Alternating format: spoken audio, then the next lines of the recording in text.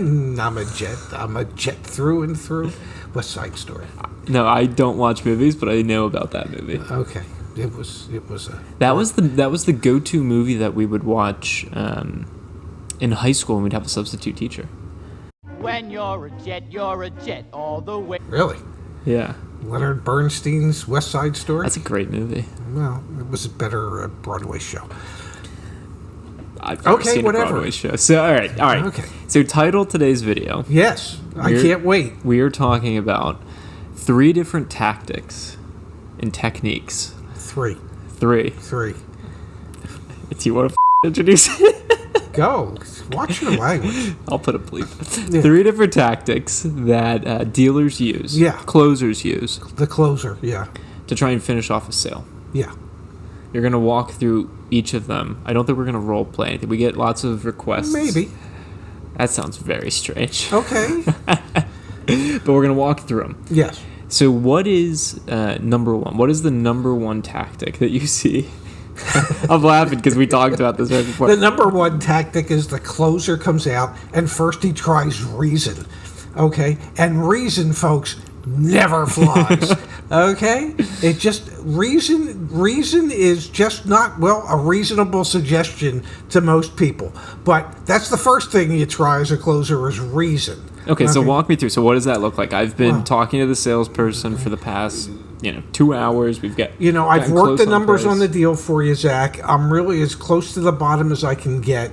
You can't get blood from a stone, although you're trying, and I understand it, but you can't. And so this is what I can do, and you reiterate exactly what the deal was. And that usually falls flat. Trust me, it does. Yeah. And that one doesn't work. So the number 1 tactic that dealers try and use is not changing the numbers. It's come on, let's finish the deal off here, which never really seems to work. So as a customer, when I'm faced with that situation, there's a couple ways I could react. I could walk. I could say, okay, I'm going to sign the deal. 9 times out of 10, I'm probably going to continue to muddle along and not actually seal the deal. Well, let's deal with the 3 things that unsavory dealers do. Okay, and I just so you know, I was not an unsavory dealer. But I've heard of these techniques. I've never once employed them myself. You're being facetious. Only a little. Okay, but as I got older, I got better at closing, and I didn't have to employ some of these techniques. All right. Okay, but the first technique that everybody is familiar with is, well, they lie to you. Okay, they tell you what you want to hear. The dealer does. The dealer does. The closer will lie to you to try and close the deal. Well, what if? What if I could do this? Or what if I could do that? If I were able to make this number this, will that work? And you might say yes, and then the dealer will go back, the closer will go back. He says, well, let me just double check, make sure I can do that. And then he goes back into his office, and he double checks, and well, he knew as he was walking back there he couldn't do it. So he comes back and says, man, I got close. Okay, so he lied to you. Yeah. Okay? That's one way. Not a way that I care for. They mislead. Yeah. Okay. Oftentimes a closer will mislead. I know I had literally people come in and talk to me and ask me what they could do because they knew that they were talking about purchasing a car. Mm-hmm. Okay. And the next thing they know is they signed paperwork for a lease. That's not good. And they didn't know how that happened. And they... I bet you the payment was right. Yes, the payment was whatever the payment was supposed to be. Exactly. That's It what I might not mean. have been for the term or the type of transaction it was supposed That's to terrible. be. And the customers used to say to me, well, what's my recourse? And my response was pretty simple. If you're looking for me to tell you how you can get out of that, you can't. This was in Arizona. And the moment you signed a contract in Arizona, you owned the car. It was that simple. That's how they looked at it in Arizona. And it was your responsibility to know what it is you affixed your name to. So dealers will try to miss, not all, the unsavory ones. The unsavory ones, well, so somebody will think that they were buying a car and they end up walking out with they thought they were doing a 60-month purchase, and it turns out, well, they were doing a 60-month lease, which is really not a good thing. No. Because at the end of the 60 months, you got nothing. Yeah. Yeah. You got nothing. Yeah. Okay. So they lie. They misrepresent. One of my favorites that the unsavory dealers would do is they would just beg. Literally just beg. We're just one car away from hitting our goal. Or the salesman would beg, I'm just one car away from hitting my bonus. If we could save it, really, my daughter needs a new pair of shoes. So it's funny you mentioned that, because Yes. I obviously don't have the 40 plus years of dealership experience that my dad does, Yeah. but there was a period of time where I was thinking of starting a company in the automotive space, and I, was very fortunate to get some meetings with people who own dealerships. And I remember to this day, and it was really weird in retrospect, but the owner, or he was the general manager and partner at the dealer group, he said to me, you remind me of someone. I said, okay, who's that? And he said, back in 1972 or whatever it was, I had a salesperson that was just like you, and we couldn't close a deal. So what we did was, he looked just like you, and he's profiling, and he's like, young man, blah, blah, blah. We had him come back into my office, and I told him I was going to yell at him as loud as I could to say, you gotta close this deal. Yeah. Because the people that were thinking of buying the car could have, were like his parents almost, Yes. could have been his parents. And he said, I'm going to yell at you, and I'm going to scream at you, and then you whimper back out there, and you close that deal. Yeah, because they're going to feel bad for you. And I remember when he told me that, and I'm like, holy shit. He brought that up because he was like, yeah, you could go do that, kid, if you wanted to. I'm like, oh my goodness, no. There was a TV show in the 50s. It was called Playhouse 90. Okay? Never heard of that. You're not from the 50s. Playhouse 90. Tonight starring Jack Palance. Why would you have heard of it? Okay, Playhouse 90. It was on TV, and they would do plays, and so in the car business, when a salesperson would go back and talk to a sales manager, and the sales manager says, "Well, we need some Playhouse 90," and we had to do some real acting. So what I just shared with you is not foreign to you. That idea of I'm gonna yell and you're gonna get the sympathy. No. Yeah, that's no. scary. I mean, what it all boils down to is manipulation. Okay, that's what it boils down to: manipulation and persuasion. And oftentimes, salespeople or sales managers are really good at being able to manipulate people in order to make it easier for them to persuade them to go forward with the deal.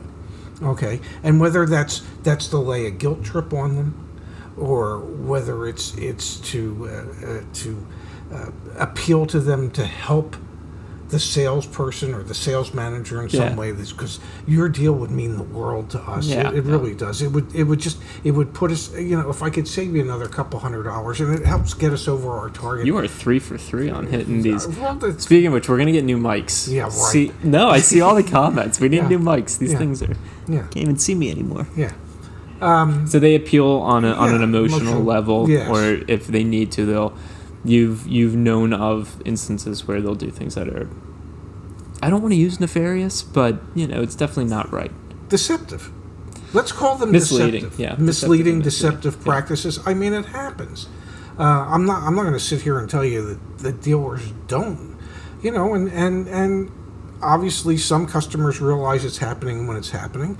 I used to like to try a slightly different approach. All right, so let's hear that. And my slightly different approach was that when I would come out and I would introduce myself and I would say, hey, I understand, that for whatever reason we just haven't been able to strike a deal yet, and well, the reason I'm here is to try and see if I can bridge that gap somehow and see if we can make this happen. And so what is it that you would need from me in order to make that happen? And they tell me, and usually it wasn't something I could do. I said, well, let me take I'm give me 2 minutes. I'll be like Chuck Woolery, give me 2 minutes and 2 seconds. Let me go to my office and just run the numbers that you suggested to me real quick so I can see exactly where I'm at. And I'll come right back and we'll figure out what we can do. Would that be okay? And usually people would say they'd grant me the 2 minutes and 2 seconds because that's what I told them I would take. And literally I would do it in under 2 minutes. And I would come back and then I would relate the story to them that, they sent me to training. And one of the things that they trained me on was that you never tell a customer what you can't do. You only tell a customer what you can do. Now, I understand you would really like me to get to this X, but what I can do is I can get to this Y, which is different than the Z that we were at before. Would that Y work for you? Because that's what I can do. And that was this is impassioned I'm right 4 now. for 4 because I hit it again. And that was typically the approach that I took with people, because I believe that if you tried to deal as openly and honestly and transparently as you could and only couch things in terms of what you could do, instead of always saying to the customer, I can't do that, that won't work. Well, I think we're getting close. I think we can probably figure out how we can make this work, if that would be okay with you. Let me take, and just always phrase it in what you can do. Now, can I tell you that in 43 years of doing this, when I first started and I first became a closer, that I might not have been as smooth as I am today? Yeah, I was terrible. I didn't really develop good closing skills, and I don't even think of them as closing skills. I'm really glad you mentioned that. I think they're not closing skills; they're people skills. That's the thing is, I think it's broader than just car sales. If you're selling, the person that's closing is themselves. You close your own deal. You have to agree that you want to part way with that money for that value. It's really just honing and refining your people skills, learning how to read people, learning how to speak to people, learning how to give some of yourself to the people that you're talking to so that they can feel comfortable conversing with you. You as somebody that's trying to sell something, you can't always be asking the customer for something. You have to be willing to share some of yourself with the customer so that they know that you're as real as they are, you're as human as they are. So to me, it wasn't that my closing skills got better, my people skills got better. I learned how to say thank you. I learned how to be appreciative. I learned how to be appreciative of my salespeople or whoever when they did a good job. I never let somebody do a good job without saying thank you for doing what you just did. I just always found that to be important and built trust between me and whoever I was working with, whether it was a fellow employee or whether it was a customer. I always believed that if you said you were going to do something, that you damn well better do it. And so if you promised somebody that you would get back to them that day and the day was running out on you, and even if you hadn't been able to get all the information you intended to get for them, you at least call them and say, listen, I fell a little short on what I promised you. I haven't been able to get everything together yet, but I didn't want the day to go by with me not keeping my promise of getting back to you. Mm-hmm. Now, I'm sorry I don't have all the information I intended to have, but I will have it for you tomorrow morning. Will that be okay? And people just appreciate the fact that you were open enough and honest enough, definitely, and kind enough to call, and so it's not closing skills, it's people skills. But yes, dealers will play tricks, dealers will play dirty. They'll I've had customers over the years say to me, well, they wouldn't let me leave. Well, what does that mean? They wouldn't let me leave. Well, they wouldn't. Every time I got up to leave, they stopped me. How did they do that? Did they block the doors? Did they handcuff you to the chair? I mean, what did they do? Well, they kept talking to me. Kind of like this, where I won't let you get a word in edgewise. You just keep, and you can't leave. No, I'm stuck. Yeah, and so people would, just go, well, they wouldn't. Well, you could leave. And you can leave, and you can get up, and you can go, I've had enough, and an answer to buying the car, because you're going to ask me, will you buy the car? And my answer is no, I'm sorry. No, it's the most powerful 2-letter word in the English language that a customer has in their arsenal. And never, folks, never, ever, ever, ever, ever be afraid to use it. Never be afraid to say it. And never allow yourself to feel trapped, because you're not really. I don't care how many managers they bring out to talk to you. Get up and leave. Oh, I'm sorry. Did you want to say something? Well, it was like about 90 seconds ago, I had a joke yeah. that I think would have been really timely. Yeah, but now? I don't think it'll fit now. Okay, perfect. No, I think you summed it up really well. So there are some unsavory tactics. Now, if you've watched this video and you're going through the process of trying to buy a car, these are things to be aware of. And I think what you just ended off on, honestly, we might even edit out me saying this. I think that was really impassioned, very genuine from the heart and the truth. And if you're watching this... It is the truth. No, like honestly, that should be your hype video before you call a dealership or go into a dealership. Is like rewatch those 30 seconds. Because it's the truth. No. And you can find people out there that are like, I don't want to say like you, but that persona. Want to help. Yeah. There's a few. And there's a few good salespeople. And you can find them. All you got to do is work at it a little bit, I swear. So, with that, I don't have a watch today. I don't have anything new today. Okay, no new watches, and we're not going to do bracelets because nobody gives a shit about my bracelets. But there is a new watch on order, and I don't know, maybe Zach can give you... I sent him a link to it today. And well, I'll wait till it actually gets here to put it on. Or maybe you could just, give him a sneak preview of what might be coming in. But then what happens when you actually have it to show it? Then it's we'll show it, and, and you can hold it up like this. I hold it up like that. Well, however the hell you hold it up. You're doing a good job of holding up this show. I think I thought you were going to say the watches. All right. I think we've covered our bases. More than enough. Yeah. Yeah. So I'd say that's a wrap. It's a wrap. Okay. Didn't you have veggie wraps for dinner? Delicious. If anyone needs a veggie wrap recipe. Yeah. There you have it. The Wrap Meister. Oh, God. Yeah. Sorry.